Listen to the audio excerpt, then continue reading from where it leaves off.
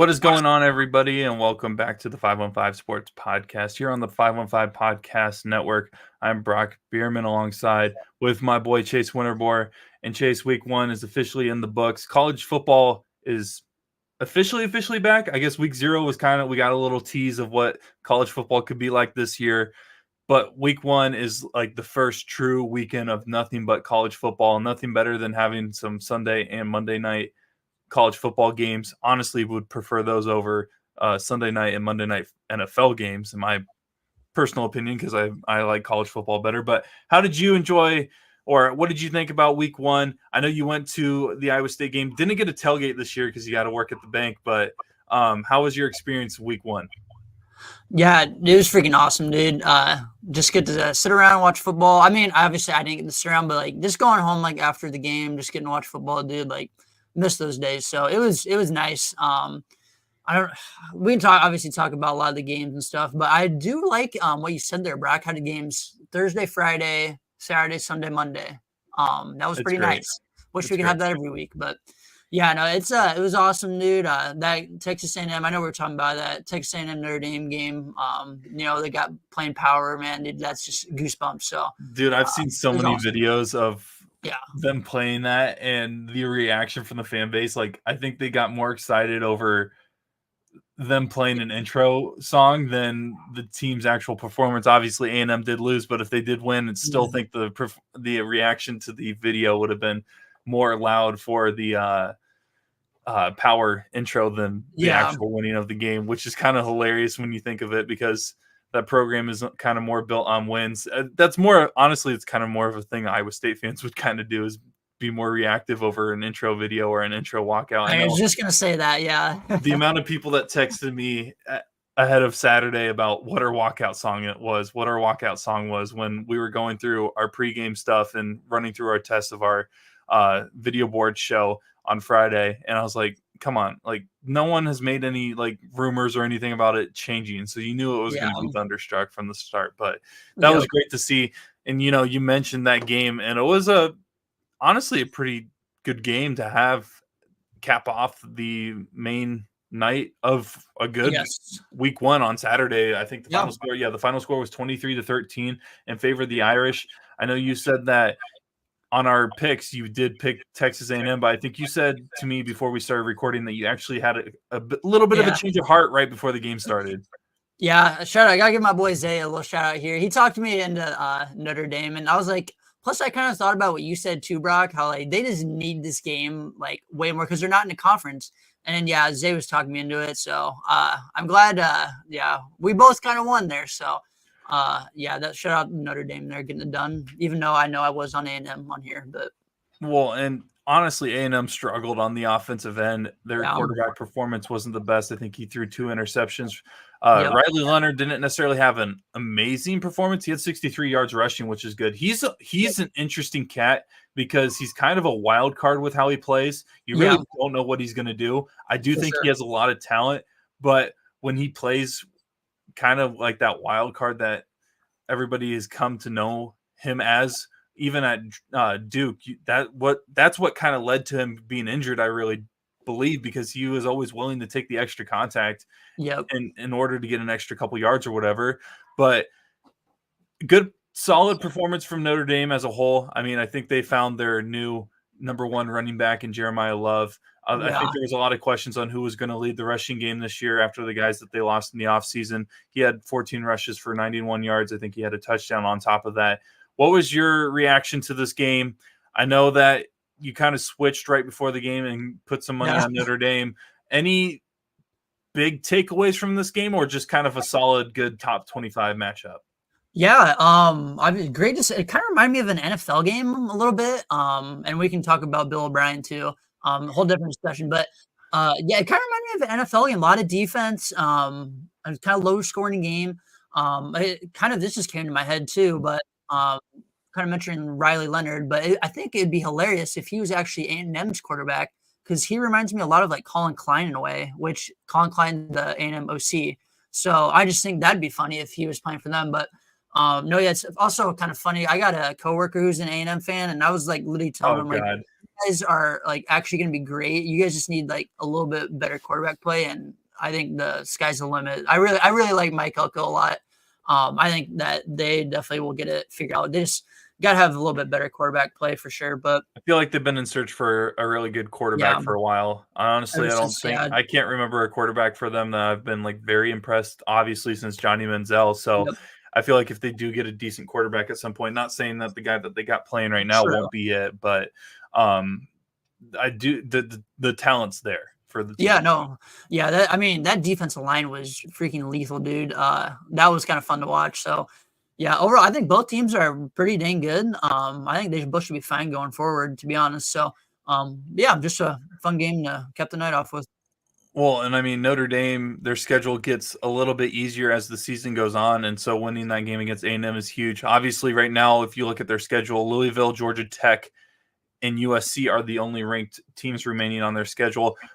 Louisville and Georgia Tech may be a little bit of a wild card in terms of if they're if they're rated properly. Obviously, Yeah. Georgia Tech kind of got a little boost from Florida State, which, by the way, Florida State is not in the top 25 anymore, in which we'll get into that game a little bit. Yeah. But if you're an A&M, I'm an A&M fan. If you're a Notre Dame fan, you're feeling really good as the season gets rolling, because if you're walking into USC in the final week of the season and you have one loss, let's say you trip up against Georgia Tech, Louisville, or maybe even Florida State, depending on if Florida State turns it around. Yep. If you got one loss and you're going into USC, you don't need to win that game, I feel like, to get into the college football playoff. No, I would agree with you. Plus, yeah, now that it's 12 teams, man. I mean, unless their quarterback gets injured, just kidding. Actually, no. Now I'm on a side note. Brock sent me a great tweet I wanted to share with everybody. Apparently, Florida State can go undefeated, not make the playoffs last year. So they're gonna try to not win a single game this year and see if they can make it. Thank you, Brock, for sharing that with me. That was a great tweet. I saw that tweet. I don't know who tweeted it out, but I saw that and I started dying, which that was awesome. Is an interesting thing because I completely forgot, honestly, that Florida State went undefeated. I just remember complaining about that Florida State should have made the playoff. So now that I remember that they were undefeated, makes me upset again about the fact that they missed the playoffs last season. Florida State, I mean, we might as well get into that. Florida State, dude, yeah, 2 weeks in a row dropped the ball. They just kind of look lost. And I am officially done hyping up DJ Uiagalelei. I just can't talk about him at least positively, because it seems like it just affects his play as a whole, and they end up just underperforming. Yeah. I mean, he had 272 yards, a touchdown, but also had an interception. 21 of 42 passing, which is not necessarily ideal. A lot of passes, but not ideal. And 21 total rushing yards from the Florida State offense in that game. And whoa, did you lose your camera? I think Chase may have disconnected for a second there, so I'll get into the Florida State game. But Florida State, a tough matchup against Boston College, and DJ Uiagalelei underperformed again, and we talked about him last week and how he's kind of had a career a little bit of underperforming at the college level, and outside of his Oregon State year hasn't been necessarily the recruit that a lot of people may have expected. I think he was the 5-star recruit, number one quarterback in his class. I think CJ Stroud was in his same class, 3 spots down on the position rating. And so the fact that he is still, 1, in college, and 2, on his third team, and still kind of underperforming at the highest level that you need to be performing, it's just unfortunate, and he's going to be looked at as one of the bigger what ifs, bigger busts in terms of recruiting in the college level. And this Florida State team, I don't really see going anywhere in terms of having success this season. Their offense looks completely lost unless they make a change at the quarterback position, which I don't know who their backup is or whether or not their backup quarterback is worth even giving a chance to.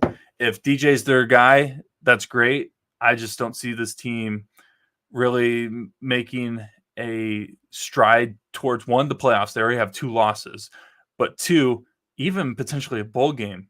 It's going to be a struggle for them as the season goes on, but credit to Boston College. I think Boston College kept it close against them last year. against Florida State. Let me see if I can pull up that score here on our podcast as Chase is still working on his Wi-Fi. But yeah, 31-29 was the final score last year. Boston College fell to Florida State. They come back this year and get a W against Florida State in their first game of the season under, Coach Bill O'Brien, which Chase is going to want to talk about him. Former coach in the NFL, had a pretty long stint with the Houston Texans.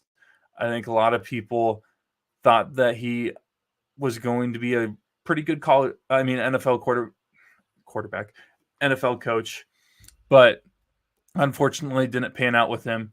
And then you go to Alabama as an OC, had some success there through 2021 to 2022, went to New England and was the OC there, and then became the head coach for Boston College this year. So a great win for Bill O'Brien and the Boston College Eagles. They go up against Duquesne this following week. So if they can find a way to have a decent win under their belt for that, they go into a very, very interesting matchup, I would say now, after seeing their first week performance on September 14th. They'll go to Missouri, which a lot of people are picking Missouri to have a very, very successful season based off of their schedule. But now their schedule may not look so easy if Boston College is actually a legit team and you can't necessarily just walk all over them. And so keep an eye out on the Boston College Eagles this season throughout the season as the season progresses, because if this Florida State win is just a little piece to what they're going to look like towards the end of the year, this Boston College team is going to be fun to watch, and they're going to be maybe a dark horse for the ACC championship game. I think Chase is getting logged back in here. We'll see if he gets pulled up here. Chase, can you hear me? Oh, goodness, man. I'm sorry. I have the worst luck with computers. You're good. I was just talking about how this is a huge win for Bill O'Brien. With the Fighting Bill O'Briens. Yes. Boston College in their first week against Florida State. They go up against Duquesne this week, which you don't want to have a hangover. I'm not saying they're probably not going to lose to Duquesne, but if they can have a good win and actually take a lot from week 1 to week 2, going into week 3 at Missouri, September 14th, true, that might be a very interesting game that could fully establish Boston College as maybe a sleeper contender in the ACC. Yep. Yeah, and I still, obviously I want to give a shout out to Bruck's Miami pick. That was a phenomenal pick, dude. But yeah, I still think the ACC is kind of wide open. I'm not super impressed with Clemson. Nobody is. Nobody is, yeah. Florida State obviously stinks. NC State kind of struggled in their season opener. I think they'll still be fine. But yeah, I really think it's wide open. So yeah, if BC can continue this momentum, dude, I think, the Missouri game could be kind of interesting. Plus, I was not super high on Missouri, so maybe that could be a little fun. I was talking while you were fixing your Wi-Fi. Florida State, I honestly think Florida State might struggle depending on who their backup quarterback is, because I don't think DJ's their guy. I don't think he's going to work in the system. They might struggle to get 6 wins this year. Dude, am I getting a little? Am I going? Too far? No, because their next game is Memphis. A lot of people like Memphis. Yeah, Memphis is. They should be. I think they're returning a lot from last year too. And so, so you got Memphis following week versus Cal. I think that's a win. Cal's not that good. At SMU the following week. Whatever. At SMU the following week. SMU's not necessarily a team that you can sleep on. Clemson. No. Clemson's I don't think they're necessarily contending, but they can maybe trip up some teams who are in the contention area. And then still looking at the rest of their schedule, you got at Miami on there, at Notre Dame, and then versus Florida, which Florida is a very good team. So right now they have 2 losses. Wait, pause. You say Florida's a really good team? Take that back. You don't think so? I think Miami just showed how good they actually are. Yeah, I'm so mad at Billy Napier, but yes. Okay, so they have 2 losses right now. Let's say they lose to Miami and Notre Dame. That's 4 losses. If they trip up against Clemson, SMU, Florida, they might be struggling to get into a bowl game this year. I mean, maybe Florida State and Florida will both be like 0-11 when they play. That'd be kind of funny. That would be kind of hilarious. Battle for the worst team in the state. Battle for the worst team. Wait, did they have a bye this week? Yes. Oh, okay. I'm not blind. So they play Memphis the following week. I think I may have said that they played this week, but it's the following week. But still, not a good start for a team that a lot of people were thinking were going to make strides this year. And DJ's not it, man. And it's unfortunate. Sometimes you got to admit that certain people that you had high hopes for are not it, and DJ's one of those guys. Dude, yeah, it's just like, I don't know, man. I feel like he honestly could be like, I feel like he's in the wrong sport at times. Like, I just feel like he could be like a baseball pitcher instead. Mm-hmm. Like, I don't know. It doesn't seem like he's like very mobile anymore. Like, it seemed like he was barely getting outside the pocket too. And like, it feels like he just lost all of his touch. And I don't know what happened. It might just be a confidence issue or something. But yeah, I honestly was kind of with you, Brock. I thought he was going to be just fine, but I don't know what's going on with his, I don't know. It's weird. And I'm curious to watch this Florida State team, not necessarily performance-wise, but what the media says about them if they continue to struggle, because this is a program that doesn't really wait around for a rebuild. And if they miss, not saying that they're going to miss a bowl game, I think they may struggle to get to a bowl game, 7-8 wins, but those 7-8 wins are not going to be easy. What does Florida State do? Do they potentially boot their coach after going undefeated the year before? Yeah, I mean, it's one of those things where it's like, I don't see that happening, but at the same time, this is college football. You got to be performing every year. There is no down year when you're a program like Florida State. Like Florida State, yeah. I don't think they're getting rid of Norvell. But yeah, I feel like at some point, man, like if DJ just keeps playing this way, like you got to at least give the backup something, man. At least show that like you're trying, even if he's not great. You have to at least do something. You can't just put your guy out there to dry. So I don't know. I think if this keeps going forward, like next couple of games, man, you got to give that. I don't even know what his name is, but you got to give the backup a try. I don't know, just my opinion. I agree. Let's stick in the state. And you mentioned this game earlier. Miami cruises past Florida. 41-17 was the final score. Cam Ward on some of those scrambles was jogging. The dude made it look easy, to say the least. 26 of 35, 385 yards passing, 3 touchdowns. Did have an interception, but still, also at 33 yards on the ground. This guy may be the best quarterback, without a doubt, in the ACC. Yeah. Shout out Brock and I, by the way, being on the Cam Ward fan club since the Washington State days. Just want to throw that out there. Brock's probably still on it a little bit more than I am. I guess I'm picking against him. Don't know what that's about, but hey, Miami finally got not necessarily a huge win, but a notable win on their resume. Yes, I agree. But we both couldn't really watch the game because we were at the Iowa State game. But yeah, I saw some of those highlights. Dude, that's hilarious. It didn't even look like he was trying out there, just messing around, throwing dots against Florida. But yeah, I agree with you, Brock. I think this Miami team, they're great. My only worry was just, their coaching.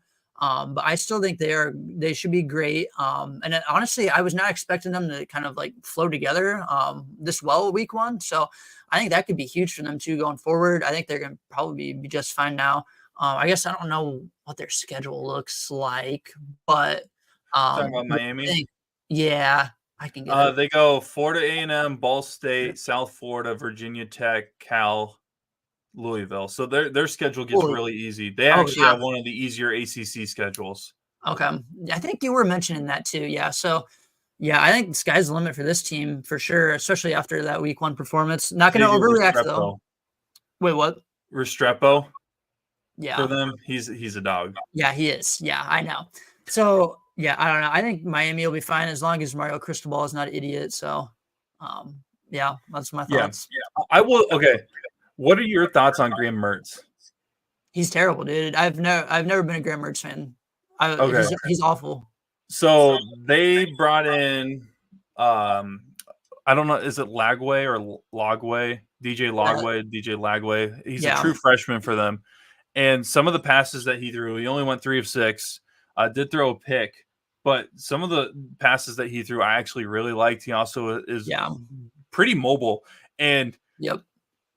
I know that certain situations you don't want to just throw a true freshman into the flames and just hope that he ends up figuring it out. Yeah. Especially in this year when Florida State has a brutal schedule, because you don't want to give the mindset to the freshman that, oh, yeah, you're here to lose or struggle to lose, because if you get that mindset, it might be hard to ever get to that point where they can beat elite. But this DJ guy is actually fun to watch, at least the few snaps that I got to see from the highlights. Yep. And so keep an eye on him. I don't know if they would ever bench Mertz just because of, the career that, or not necessarily career, just that he's been here for so long. It'd be weird if he kind of ended up on the bench.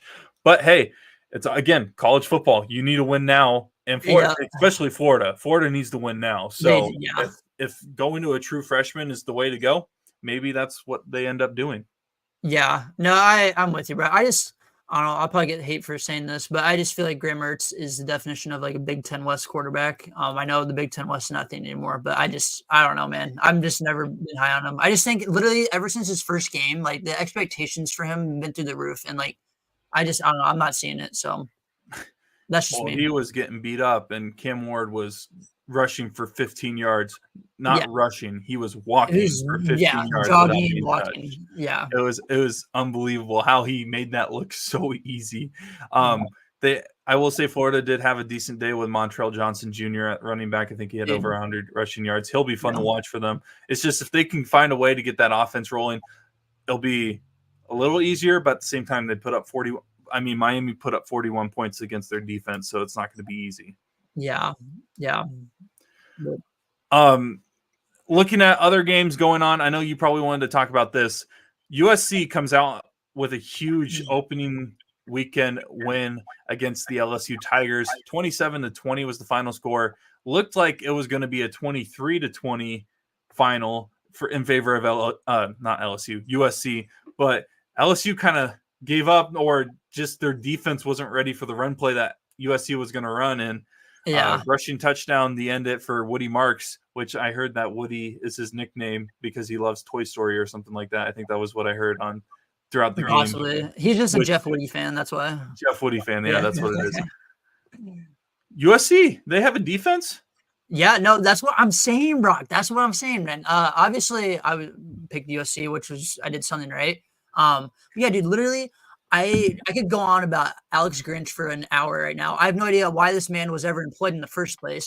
But yeah, literally the moment that he left, I knew USC's defense had to have gotten a little bit better. I was not expecting it to be that good, by the way. Yeah, dude, Alex Grinch, just awful defensive coordinator. I just never understood why he had a job. Anywho though, so yeah, I forget the name of the new guy, but they looked great, man. And I saw too, like, they buffed up a lot. I don't know if you were watching like the beginning of that game, but they were showing like, just kind of like comparisons of their guys from like last year, this year. And dude, it's insane. Like the, weightlifting and training program that they got going on there. So yeah, I think USC could have a pretty solid year. Could surprise a lot of people in the Big Ten, which sounds kind of weird to say, but yeah, Miller Moss is very good.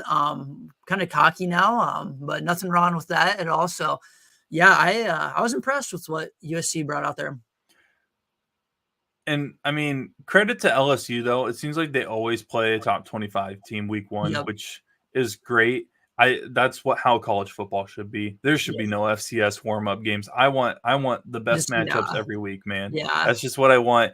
And so credit to them. Unfortunately, they didn't get the win. And it doesn't really get easier for them as you go into the SEC. Yeah.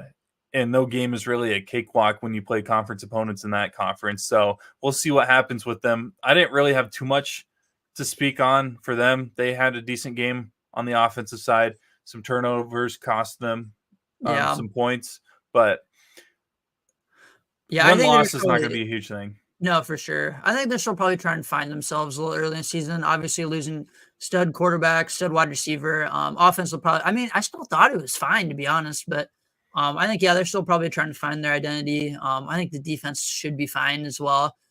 Just a solid team overall. But, yeah, it's like you said, Brock, not going to get easier in that SEC play. But, yeah, I honestly – if I were an LSU fan, though, I really would not be too worried. Yeah, I completely agree, especially with the 12-team playoff format, For sure. you'll be fine. Yeah. Plus, I think Saban had him in, right? I think so. Yeah. So if he has you in, you're probably fine. So looking at other games that happened last week, I want to get your opinion. Which team or fan base should be more worried about their first week performance? Both teams, before I say the two names, both teams came out with a victory, but maybe in not the ideal fashion that they may have thought they were going to. Okay. Who would you be more worried about if you were a fan? Michigan only winning 30-10, which involved 17 points in the fourth quarter against Fresno State, or Oregon winning 24-14 against Idaho, dude. Yeah, which also involved a 10-point fourth quarter. Yeah, I was watching actually both of those games. So funny you say that, Brock. But I would probably lean Michigan at this point. I think Oregon, they literally have guys. Like, it's just known, like, they have guys. They just were probably just could care less. They're probably looking forward to Boise State this week, which we'll touch on a little bit later. But yeah, I think Oregon's gonna be just fine. Probably just a look ahead spot there for them. I was not expecting though it to be that close. That was kind of pathetic, but obviously I'm an Iowa State fan, so I have no room to talk there. But anywho, I don't know. Watching that Michigan Fresno game, I still think Michigan's gonna be fine this year, but they are still trying to find their offensive identity for sure. The 2 quarterback system, man, like it's hard to make that work. I don't know. I'm really lenient on Michigan's offense right now. I think the defense is gonna be just fine, but I just think with the Texas team coming in town, and we'll talk about that game later, but that's just going to be a handful for them. So I'd be a little worried if I were a Michigan fan, though. So I'm not a believer of if you have 2 quarterbacks, you have no quarterbacks. But at the same time, I'm also someone that if you're going to use 2 quarterbacks, you better use them for both running and throwing. If you're only using one to pass and one to throw, one to pass and one to rush, it's not. It's going to be obvious. Yeah, and like now, I'll kind of a little side topic here. This is really random, but I absolutely hate when teams run the Wildcat, man. I absolutely hate it. It's so obvious what you're running, and I know sometimes it still works, but it's just showing like, hey, I'm running the ball here. Like, I've just never understood why you're showing the defense what you want to run. It's kind of like, I feel like it's kind of like the tush push. If you kind of know you're going to get yardage out of it, you might as well run it. And, exactly. I guess I don't understand it when it's like 1st and 10. If it's like 3rd and 2, I can understand it a little more. Sure. I mean, we grew up on the land ram formation basically with Joel Lanning. So, but I get what you mean by that. But Michigan's got to figure out who the guy is going to be. I do believe because they've established that one can run and one can throw. And if you've got a situation where only one can run and one can throw, you need to decide, are we going to be a option heavy RPO, give the quarterback the opportunity to run type of offense, or are we going to be able to either hand it off or stand in the pocket and throw the ball? And so if they don't figure that out, which we'll get to the Texas prediction here shortly, but it could be a long year for the Wolverines. Yeah, I'm 100% with you, Brock. They just got to figure out what they want to do at quarterback play. I think Donovan Edwards, I was kind of surprised that he didn't really have a great game at all. So I think he's got to step it up going forward too. But yeah, offense is definitely a work in progress. Shout out my NCAA 25 team, Fresno State Bulldogs, keeping it close though. Appreciate it. I love that. Love that. Any other games from week 1 that you want to talk on or teams that you want to hit on? There is a single performance that I do want to talk about before we get to the following week, but I want to get your opinions first. Well, there be my boy Ashton Genty from Boise State, Brock. Actually, it was going to involve Arizona. Oh, yeah. That was crazy too. You talk about yours first. Let me go through. Do you know how to pronounce his first name? I really don't know how to pronounce McMillan's first name for Arizona. Dude, why am I drawing a blank? I don't know if I do either, to be honest. It's like Vittorio. I think it was called Max, so. Okay. That's what I call him. So this McMillan guy, I apologize on not being able to pronounce his first name. Everyone knows, yeah. But this dude, week 1, decides to have 10 receptions. That's a good stat. Yeah. Not just that, but the dude decides to have 10 receptions with 304 yards receiving and 4 touchdowns. That's an average of 30.4 yards per catch, which is just unbelievable. That is this nuts. Was a part of I guess his nickname is T-Mac, so I bet you they call him Mac. Yeah. So T-Mac had 304 yards, 4 touchdowns. Looks like a passing stat line. Yeah. In Arizona's route to victory against New Mexico, 61-39 was the final score of that one. That was a enjoyable. Wasn't that the Big 12 at dark game? Big 12 after dark, baby. Yes, sir. Yeah, that's going to be a fun thing that the Big 12 is definitely going to steal from the Pac-12. Yeah. Yeah, no, that should be. I like that performance, Brock. Mine, obviously, Ashton Genty from Boise State. That's my dog right there. Gosh, maybe I don't have any games, Brock. I'm just looking through all these real quick. Shout out Brock on the UNLV pick by the way. Killed Houston. Houston them, is trash. They are dog, very bad. By the way, shout out. I completely forgot that he transferred to New Mexico. Shout out Eli Sanders. Dude, yeah, good point, Brock. That was, I mean, he was killing it there in the first half. I didn't really watch the second half. He didn't really end up with a good game. But his first game against Montana State, which they ended up losing, but he had 17 carries for 87 yards. So we like talking about former Iowa State guys. So shout out Eli Sanders. Shout out Joey Labus.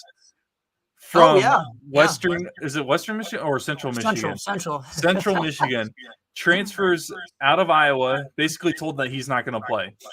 They would rather play big Deacon Hill over Joey Labus. And Deacon Hill cannot hit a ball or hit a wide receiver if he was the size of Big Show. The Big Show, there you go. Wrestler Big Show. Yes, sir. So Joey Labus transfers to Central Michigan and absolutely balls out in his first game as a Chippewa, and 342 yards, 3 touchdowns, and a QBR of 89.1. So shout out Joey Labus for a great first week as a Central Michigan Chippewa. He's going to be a quarterback that I'm going to keep my eye on. I honestly have tabs on like all of the Iowa quarterbacks that have since transferred. I think Peacher's got hurt week 1. Deacon didn't do too well, which doesn't shock me. But no, there's the fact that we are here talking about Iowa quarterbacks from last year's team, the year before, starting in other teams. That's crazy. It's like, it blows my mind. And the fact that one had 342 yards and 3 touchdowns in one game blows my mind as well. I do want to get your opinion, I guess, since it's not a game of the week pick. Sure. I want to get your opinion, obviously, on the game that the 515 area probably cares a lot about, and that's the Cyhawk matchup. Yeah. Iowa versus Iowa State. Iowa won last year, but the last time we were in Kinnick Stadium, Iowa State came out on top. I was in attendance last row for that one. We'll never go back to Kinnick because of that. Yeah. After you watch your team win once at your rival stadium, you never have to go back. But last week, Iowa State didn't have necessarily an ideal start to their season. They lost Caleb Bacon and obviously have a lot of other linebackers that are out for a while. So their linebacking core is very thin. At the same time, only won 21-3 against North Dakota. I will say that I think that score could have been higher if North Dakota didn't have a 12-minute drive. But then you look at Iowa, they went to halftime. I think the score was 6-0, and it looked like Iowa was going to hit another 38-point under, and they proceeded to put up 34 points in the second half en route to a 40-0 victory against Illinois State. What are your opinions on this matchup between the Hawks and the Cyclones this year? I'm not going to lie, I'm not feeling the greatest, but at the same time, this offense that Iowa State has, I feel like hasn't been given the true opportunity to show how good they can be with how deep that wide receiver room is. At the same time, I get Iowa's defense is actually really, really good, but I feel like there's a couple of running backs in Iowa State's core that could potentially break out for a couple of good games. I would agree, Brock. I guess I just obviously don't really know a whole lot about the Iowa team. So I really can't speak a whole lot there, but like obviously Iowa State wise, the linebacking core, dude, it stinks, man. Like just having to play 3rd and 4th string guys just because literally nobody's healthy. We've got a hospital team right now. Best offensive lineman too. I didn't even realize didn't even play for us. So still waiting on him. That's tough. And then who knows how healthy Abu is going to be. I mean, I haven't heard anything yet. I know he got injured that first game. Hopefully he signed, but you know how college reporting is. You never hear anything until the actual game. So he might be dinged up as well. So honestly, like if I'm Iowa, I seriously though, Brock would just run the ball, run the dang ball every single play, and just make Iowa State stop the run game. Because I mean, it was hard to watch. That's especially that second quarter, man. I mean, but if I was Iowa, I would do that. Like you said, I'm not really feeling confident at all, man. Just got a hospital team out there, so. But it's honestly, so unfortunate, man. Yeah, injuries stink, man. It really is worst part of sports. But yeah, honestly though, you never know. The years where you feel terrible, sometimes you see some crazy stuff happen. So, but yeah, would you say I'm go ahead. No, you're good. I would say, and you can tell me if I'm not. I would say I'm more of. I seem to be more optimistic than pessimistic when talking about my teams and like previewing. And maybe that's because I give my team the benefit of the doubt that they're going to do well no matter what the situation may be. This year is a little different. I don't feel really good about this game at all. I really think that Iowa State should just open up the offensive playbook and just really do whatever it takes to win. Because if you're in a shootout, I really do think Iowa State will be able to win easier because their offense, I feel like, has a better chance of being able to find a way to break down that defense than Iowa's offense is able to consistently score. Yes. So that's why I'm a little optimistic, but at the same time, I don't feel good going into it. But the last time I didn't feel good at all going into an Iowa State game was 2 years ago when I didn't really like our quarterback situation at the time. And we ended up winning that game, which we still almost found a way to blow that one as well. But we don't have to talk about that. No. So we'll see. And you got to remember, if that Iowa State offense from 2 years ago can find a way to go 99 yards against an Iowa defense, Matt Campbell can find a way to get a victory in Kinnick Stadium this weekend. So we'll see what happens this weekend between the Hawkeyes and the Cyclones. I would probably lean more Iowa this week, but we'll see when it comes to the actual game. Anything else from week one before we get into our games of the week? I don't think so. Shout out, one last shout out, Diego Pavia, Vandy, the Vandy boys getting it done at home. How about that, baby? So, give a little shout out, Vandy football. Don't see that one every day, but that's about it, man. All right, let's get into our games of the week. Chase, you went 3-2 last week. Your wins were Colorado, Penn State, and USC. Your L's were Florida and Texas A&M. I also went 3-2 in the week. I got wins on Penn State, Miami, and Notre Dame, and got L's on North Dakota State and LSU. By the way, Coach Prime Brock. Well, here's what I'm going to say about that game. The play that lost North Dakota State the game, in my personal opinion, it was like 3rd and 2. They brought in because they did a 2-quarterback look as well. Yep. And they had their left-handed quarterback roll out to the right side. Right side. Come on, man. That play was the dumbest thing I have ever seen on a 3rd and 2. Yeah. And I truly believe that's what lost them the game was that play, because all momentum switched back over to Colorado on that. Yeah, I won't lie, Brock. I really didn't watch much of the game, but just off the sounds of that, I mean, what are we doing, Coach? So, and I'm sorry, no, I'm not going to. Into the Brock, rest of that game. I just now. Here we go. I just hate that. We'll get into them more in a couple minutes.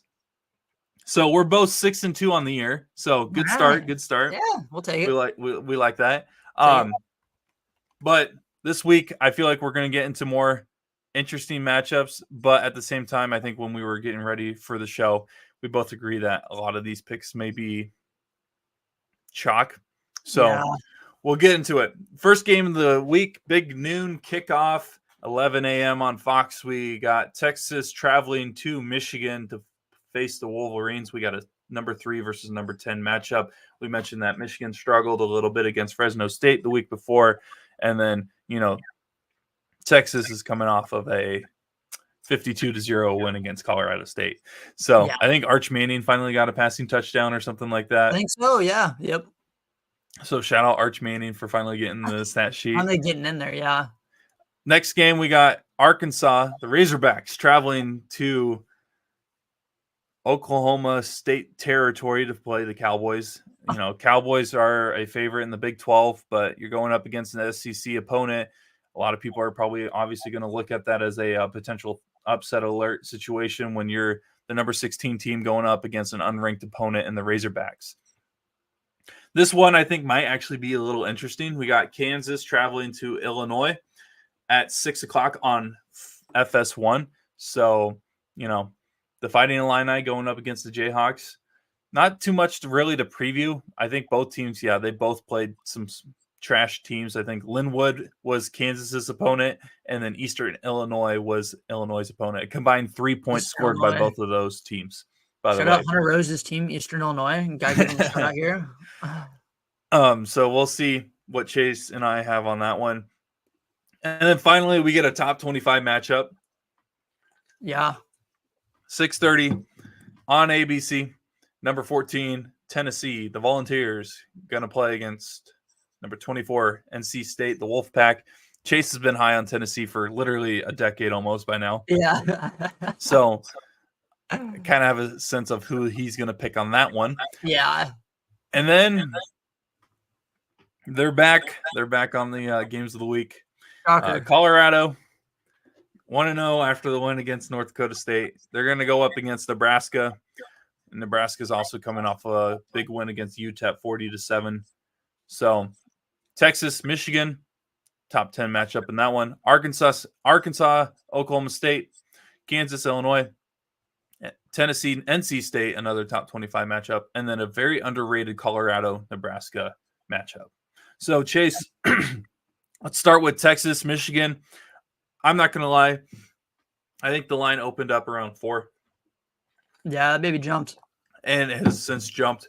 I'm taking Texas. There's not one part of me that is like, maybe I'll take a look at Michigan. I think that quarterback situation is rough, especially like I said earlier, they don't have a quarterback that can do both.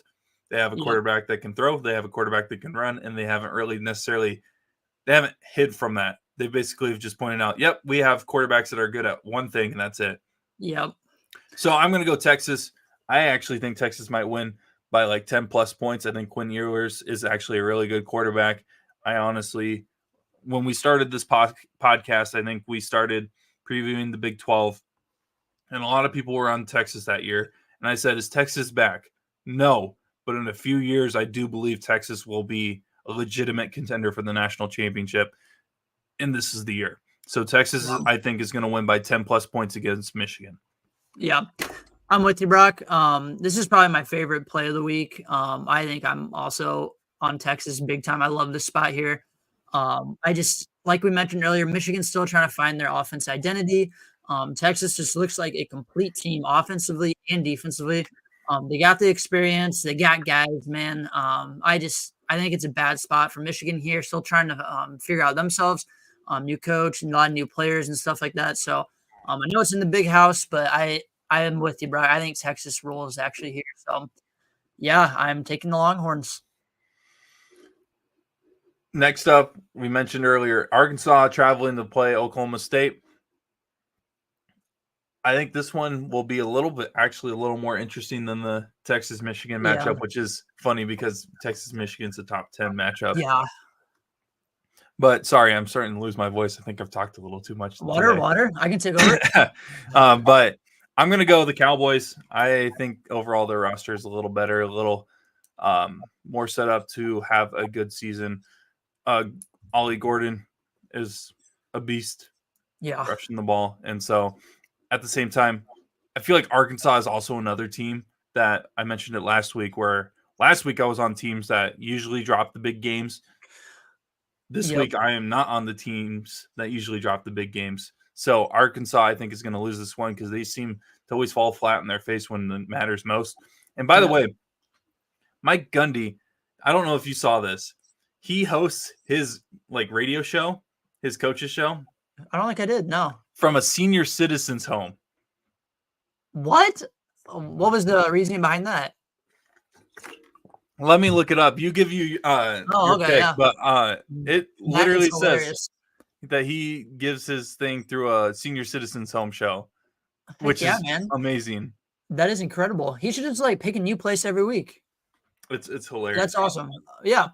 But yeah, and I'm leaning with Brock here too. I that was an awful underdog by me last week, by the way. I shout out Okie State is rolling my Jackrabbits there. That was not even close. So yeah, I think I really like the experience here that we got from Oklahoma State, especially earlier in the season.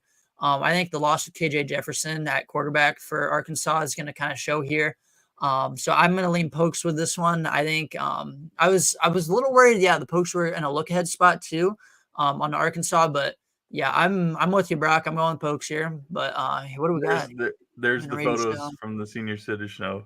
Oh, There's no reasoning from the tweet, but I think that's hilarious. And then there's the senior no. citizens just sitting there. Oh yeah, they're just that's awesome. That's great. That's But good stuff, Gundy. Gundy is such an interesting cat. He's He's a rare breed in college football today because a lot of coaches Yeah. today just don't have personalities. I'm not gonna lie; they kind of are just reserved. Don't talk much. Yeah, So yeah. we're Gundy's both going awesome. Oklahoma State. Yep. I'm leaning with you. All right. What's your pick for Kansas, Illinois? Yeah, I'm not gonna lie to you, I know nothing about Illinois. I feel awful. Same. Yeah. So I think I'm just gonna it's Big 10 versus Big 12. So I guess I'm taking the Big 12 team. So we're going the KU Jayhawks. So I don't know. We'll see. I really got nothing, Brock. That's my only explanation. So I'm going Kansas as well. okay. All right, we'll keep it simple. There you go. We're gonna have see the if same we all have record the same by the end of picks. the league. Yeah, are we all gonna be on the same thing? What could go wrong? Well, it depends. I honestly love Tennessee. P-Dad, as we call him, Peyton Colt, has pretty much convinced me that this Nico guy is potential Heisman candidate, and I think he's going to keep rolling. I still have Jackson Dart as my Heisman pick, and he had a good first week. But for right now, I'm going to take Tennessee to win against NC State, and I think it's just more of talent over experience. Yep. I'm with you, Brock. I think I think it's definitely gonna be a good game. Yeah, I think Nico's gonna put himself on the map here. I think a lot of people, I mean, they might know who he is, but I think after this game, a lot of people are gonna be like, Dane, this guy can freaking ball. So I'm obviously, you know who I'm taking. I'm taking the Vols. But I do think NC State though is still. I know I mentioned it before, but I think NC State's still gonna be a great team this year.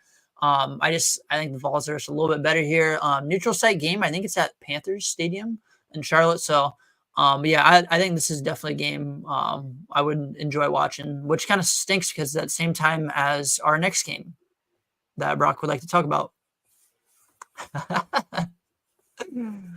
What do we got, Brock? I think the line is at 7.5 right now. By the way, I do this for every episode just to cover my butt. I don't gamble for obvious reasons because I'm not allowed to. But I think the line's around 7.5 right now. Nebraska's going to win by 14. Wow. Okay. I'm clicking and that. Dylan Raiola is going to look like a better quarterback than Sanders. Look a little, my homie. He's going to look better than Shedeur Sanders by the end of the game. Okay. Sure. All right. So give me Nebraska by 14. There it is. Is that out of hate or is that out of no, I remember last week I did say if this was the Big Ten West of old, I would take Nebraska hands down to win the Big Ten West. That is true. Brock is actually high on them. I really do like Nebraska this year. I actually think that they have a very good chance. I don't remember what the number was, but when they go into Ohio State, 7-0. And if they win this one, I think they're going to probably be 7-0 going into it, unless they drop it to Northern Iowa, which can't sleep on the Panthers. Which true. You never know, man. You never know. So I'm going to go Nebraska, and I feel like this is going to be I think it's on Peacock, so not many people are going to talk about it, I don't think. But, no, it's on NBC. It's on NBC. Never mind. I need to buy Peacock, man. I'm broke. But oh wait, is this the Here Comes Saturday Night game that like they have Fall Out Boy present? Oh, I think it is. Yeah, that's great because I love me some Fall Out Boy. Don't get me wrong. That is So Brock's music genre. if we can get Fall Out Boy to perform for that Here Comes Saturday Night intro, and then Nebraska can kill Colorado, Brock and then Iowa State can beat Iowa, bro. I'm cooking best day ever on Saturday, man. Brock's relying on the Nebraska Cornhuskers for his happiness. Which, what a world. I was gonna say, what world are we living in right now? Yeah, I've never been. I've always said I've never felt higher on a coach than Rule since Bo Pelini got fired, and I do think he can turn this program around. Every coach that they hired since Bo Pelini, I thought, has been trash except for Rule. So I don't know. Yeah, I'm gonna go with you, Brock. I think especially after what happened last year, I think Rule is definitely gonna have those boys ready to play. They kind of got taken to them in Boulder last year. They got upgraded players. A situation where they just kill them, like they take it to them. I could too. I obviously, and dude, Travis Hunter though, by the way, is so good. I mean, it is unbelievable how freaking good this guy is. But I just think there's only so much that he can do, man. Because I think the rest of the team is just kind of in.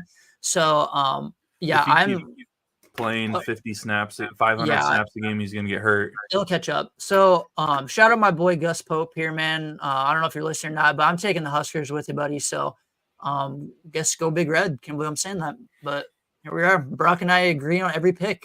What could go wrong? Not the first time. Hey, we had better weeks when we all agreed on our picks than we did. That is true. We are squad riding. Yes. So all favorites. Last thing that we do to end every episode, obviously, is now give our underdogs of the week. It can be whether it's spread or just in general to win the game.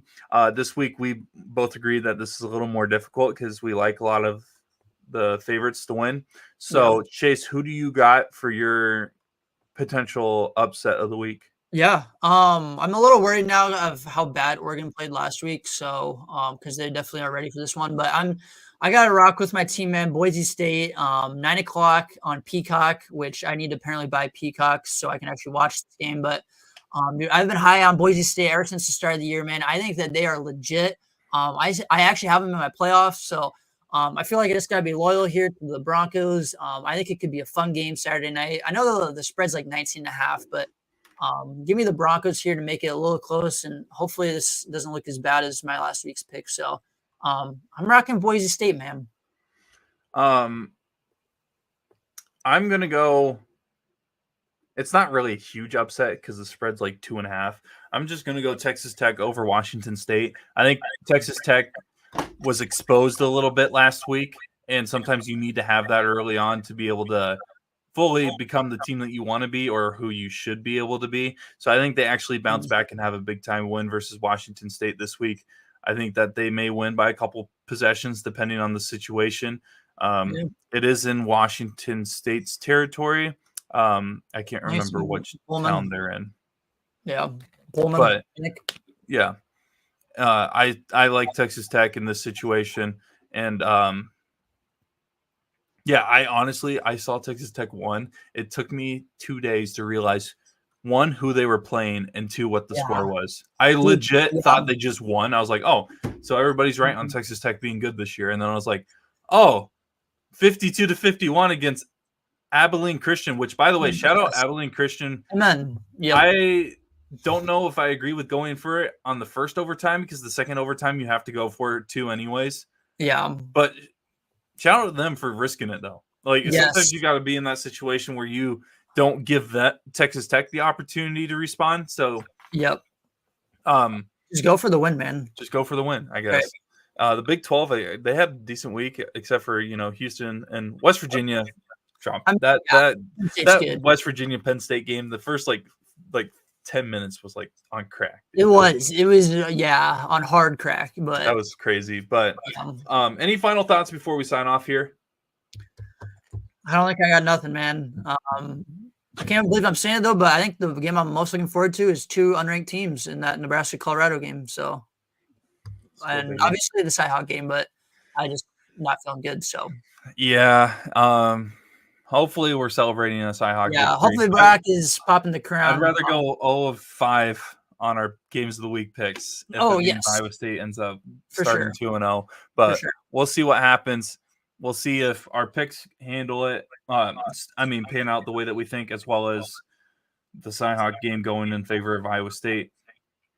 But for now, we'll sign off here on the 515 Sports Pod, here on the 515 Podcast Network. You can find us wherever you find podcasts on Spotify, SoundCloud, or Apple Podcasts. We're on YouTube, Twitter, and Facebook as well for live stream podcasts where you can rewatch our podcast, as well as TikTok and Instagram. TikTok and Instagram is a little dead.